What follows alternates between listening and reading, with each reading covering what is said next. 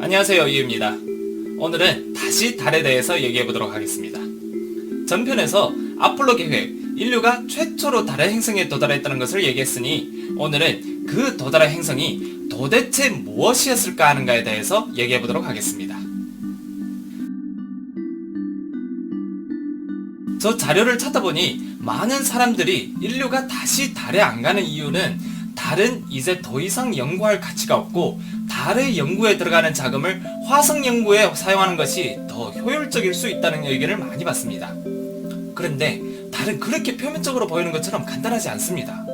오늘은 이 달이 도대체 어떤 의미심장한 부분이 있는지 알아봅시다. 그리고 인류가 만약에 진짜 화성으로 이주하려면 필히 달로 일단 연습을 해야 하지 않을까요? 달에서도 기지를 건축하지 못하고 인류가 이주할 수 없다면 그렇게 먼 화성까지 가서 이주에 성공할 수 있다고 할 수 있을까요? 그래서 인류가 달을 완전히 정복하기 전에는 화성 이주는 거의 불가능이라고 생각합니다. 달의 유래에 대해서는 현재 주로 4가지 가설이 있습니다. 달은 지구의 자식이라는 겁니다. 원래는 지구와 일체였는데 후에 어떤 원인으로 인해서 지구에서 분리해 나갔고 그 후로 지구를 중심으로 돌기 시작했다는 겁니다. 달도 원래는 소행성이었고 우주에서 떠돌다가 지구 주변을 지나갈 때 지구의 인력에 포획되어 지구를 돌고 있다는 겁니다. 지구와 달은 원래 서로 다른 행성이었는데 지구의 질량이 크다 보니 달을 끌어당겨서 지금의 위치에서 돌게 했다는 겁니다. 지구가 갓 태어났을 때 원래 화성만한 행성이 주변에 있었고 그 행성이 지구와 충돌하면서 지구의 일부를 완전히 박살냈습니다. 이 박살난 부분은 지구를 돌다가 점점 조각들이 뭉쳐서 달이 형성되었다는 겁니다. 이 4가지는 현재 제일 설득력 있는 가설입니다. 여러분은 어떤 것이 제일 합리적인 것 같나요? 지금 학계에서는 제일 유력한 후보로 충돌설을 꼽고 있습니다. 그런데 달이든 지구든 그렇게 큰 충돌의 흔적은 찾지 못했습니다. 그럼 그런 흔적이 없는데 왜 충돌설이 제일 유력한 후보일까요? 그건 달에서 가져온 돌이 지구의 돌과 성분이 비슷하기 때문입니다. 그래서 보편적으로 달은 지구의 자식이든가 아님 지구의 조각이라는 것입니다. 당연히 이에 반대하는 사람들도 많죠. 왜냐면 달에서 가져온 돌은 양이 너무 적고 달에 몇 번 가서 돌 좀 가져와 달의 돌이 지구 것과 비슷하다는 게 좀 억지라는 겁니다. 한 위성으로서 달의 크기는 진짜 초대급입니다. 달은 전체 태양계 위성 중에서 5번째로 큰 위성입니다. 태양계에서 제일 큰 위성은 목성의 3번 위성 가니메데인데 이 위성의 직경은 목성의 27분의 1입니다. 두 번째 큰 위성은 토성의 6번 위성 타이탄인데 토성 직경의 24분의 1입니다. 그런데 달은 지구 직경의 4분의 1입니다. 그러니 지구의 위성으로서는 달은 너무 큰 거죠. 대부분 사람들은 알 거예요. 달은 항상 한 면만 지구를 향하고 있잖아요. 다른 한 면은 영원히 지구를 보지 않습니다.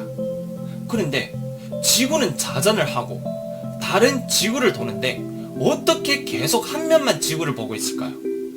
이건 달의 자전 주기와 공전 주기가 같다는 것을 설명합니다. 달이 지구를 도는 것은 공전이라고 하잖아요.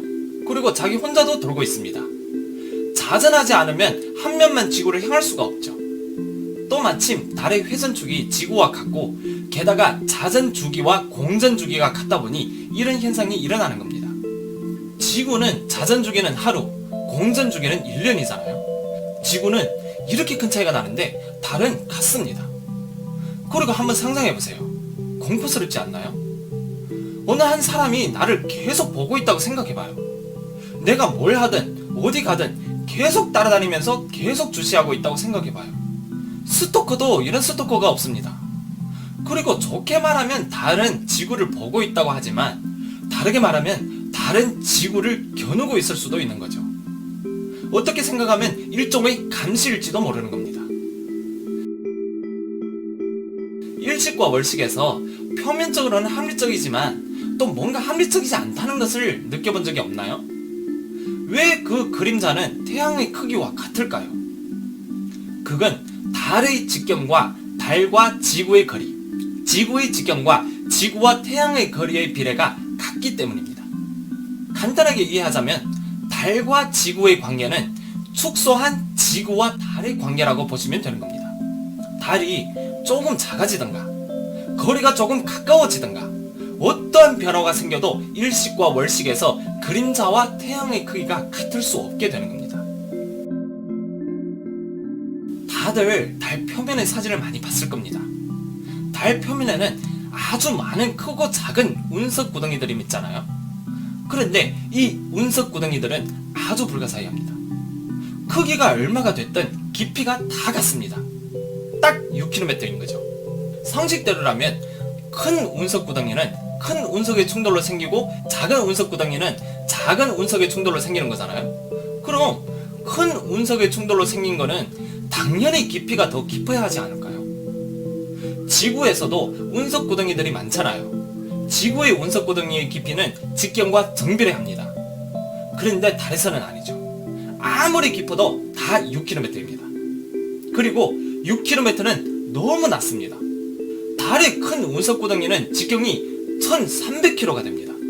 추측으로는 직경이 60km 되는 운석이 충돌해서 생긴 것이라고 합니다.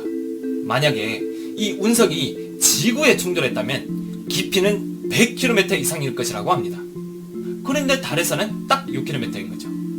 좀 어떤 느낌인가 하면 달은 아주 단단한 껍데기가 있는 것 같습니다. 얼마나 크든 어떻게 갖다 때려박든 딱 이 껍데기까지만 가는 거죠. 그리고 이 껍데기의 경도는 상당히 높은 거죠. 운석이 갖다 때려박아도 아무렇지 않거든요. 한 과학자가 발견한 게 목성의 위성에서 이와 비슷한 현상을 발견했습니다. 그래서 이 목성의 위성을 연구하면서 발견한 게 이런 깊이가 같은 운석 구덩이가 있는 위성은 대부분 얼음층이 있었습니다. 그럼 얼음층은 왜 운석이 충돌했을 때 깊이가 같을까요? 그건 운석이 충돌했을 때는 깊이가 아주 깊은 겁니다. 그런데 충돌로 인해 열이 발생하다 보니 이 얼음이 녹는 겁니다. 녹아서 다시 구덩이를 메꾸고 다시 얼어붙으니 깊이가 같은 겁니다. 당연히 여기서 말하는 얼음은 순얼음은 아니죠. 안에 많은 돌들도 섞여 있는 겁니다. 그러니 아주 오래전에 달에도 이런 얼음층이 있을 수 있었던 거죠. 아폴로 계획으로 사람이 달에 갔을 때 발견한 게 달의 표면은 밀도가 아주 높았습니다. 그런데 계산을 통해 얻은 게 달의 평균 밀도는 아주 낮습니다. 그럼 밖의 밀도는 이렇게 높으니 안으로 갈수록 밀도가 아주 낮다는 거죠. 아폴로 계획 때 또 한 가지 일을 한 게 월진 실험을 했습니다. 지진 측정 장치를 달의 표면에 설치했는데 8년 10개월이라는 시간을 관측하면서 달에도 지진이 있다는 것을 발견했습니다. 지진이 아니라 월진인 거죠. 8년 10개월 동안 총 12,558번의 월진이 발생했습니다. 평균 하루에 월진이 4번 발생하는 거죠. 제일 심한 월진은 진도 4였습니다. 너무 큰 월진은 없었습니다. 그런데 과학자들이 이 월진파를 분석하고 나서 경악을 금치 못했습니다. 지구의 지진과 완전히 달랐던 거죠. 지진은 어떤 특징이 있냐면 지진의 최고봉까지 도달하는데 시간은 아주 짧습니다. 비록 천천히 줄어들기는 하지만 그것도 빨리 지나가는 거죠. 전체 지진의 과정은 약 1분에서 2분이면 끝납니다. 그런데 달에서는 달랐죠. 달에서 지진이 시작되면 즈으 하고 월진이 최고봉까지 도달하는 데는 10분 이상이 걸립니다. 더 불가사의한 것은 최고봉에 도달하고 차차 줄어들잖아요. 그 시간이 몇 시간에 거쳐 사라집니다. 즉, 한 번의 월진은 몇 시간이 지속되는 거죠. 그리고 월진 파장에서는 유압 감소 현상을 발견했습니다. 이건 안에 물이 있다는 것을 증명하죠. 이렇게 생각해보세요. 우리가 공 안에 물을 넣고 툭 쳤을 때 등 하고 아주 오랜 시간 동안 지속이 되잖아요. 후에 달의 돌에 대한 연구를 통해 발견한 게 달 표면의 돌에는 티타늄의 함량이 아주 높았습니다. 그래서 월침 파장과 돌에 대한 분석을 통해 과학자들은 계산을 해낸 게 달은 암석층이 약 5km 그리고 약 20km의 금속층이 있고 이 금속층은 주로 티타늄으로 형성되었다고 합니다. 티타늄은 지구에서는 아주 적습니다. 이 점에서 달과 지구는 다르다는 것을 알 수 있죠. 더 안으로 가면 거의 비어 있다는 겁니다. 아니면 물이 좀 있던가 있어도 많지 않다는 겁니다. 이런 계산의 결과는 달은 속이 비어있는 금속공이라는 겁니다. 이건 완전히 자연적으로 형성되는 천체의 규칙에 맞지 않는 거죠. 자연적으로 형성된 천체는 모두 안에 밀도가 높고 밖으로 나올수록 밀도가 낮아지죠. 왜냐하면 중력이 있으니까요. 그런데 달은 아니죠. 밖에는 밀도가 아주 높은 껍데기이고 안은 비어있는 겁니다. 어떻게 봐도 자연적으로 형성된 것 같지가 않습니다. 저번에 지구 공동설 때 지구의 속이 비어있다고 했잖아요. 과학계에서는 속이 빈 천체는 있을 수가 없다고 했습니다. 그런데 달은 딱 이런 천체인 거죠. 달은 아주 큰, 아주 가벼운, 중간이 빈, 밖은 아주 단단한 티타늄 껍데기를 가진 구멍이 가득 널린 언제 지구 옆에 나타나는지 모르는 영원히 지구만 보는 이런 물체인 거죠. 여러분은 이게 뭐라고 생각하십니까? 살짝 무섭지 않나요? 이제 또 구약성경을 얘기해야 할 것 같습니다. 당연히 구약성경뿐만 아니라 세계의 많은 고대 문화는 최초에 모두 달을 거론하지 않았습니다. 낮에는 태양이고 밤에는 하늘에서 제일 밝은 건 금성이라고 했습니다. 대홍수가 나타나고부터 달이 거론되기 시작했던 거예요. 구약성경에서는 이 대홍수가 바로 하늘에서 내려왔다고 했습니다. 자, 생각해 봅시다. 이 달이 어디서 왔는지는 모르겠지만 지구와 거리가 가까워질수록 아주 큰 인력이 생기겠죠. 지금 우리 바다가 조석 현상이 바로 달의 인력으로 인해서 생기는 겁니다. 그러니 처음에 달이 지구의 주변에 왔을 때는 바다의 물을 위로 끌어올렸다가 달이 궤도가 안정적이게 되자 이 끌려 올라갔던 물이 다시 떨어지면서 아틀란티스, 레무리아 모두 바다 밑으로 때려박을 수 있었던 거죠. 그래서 달이 지구의 대홍수를 일으켰을 가능성이 아주 높은 거죠. 지금 아주 많은 천문학자들도 이 달은 외계에서 온 물체일 수 있다고 합니다. 진짜 일반 사람들이 말하는 게 아니라 최고의 천문학자들이 말하는 겁니다. 외계에서 이런 우주선을 만들었다는 거죠. 이 우주선은 바로 티타늄 합금으로 만든 것이고 안에는 외계인이 생존할 수 있는 환경이 조성되어 있다는 겁니다.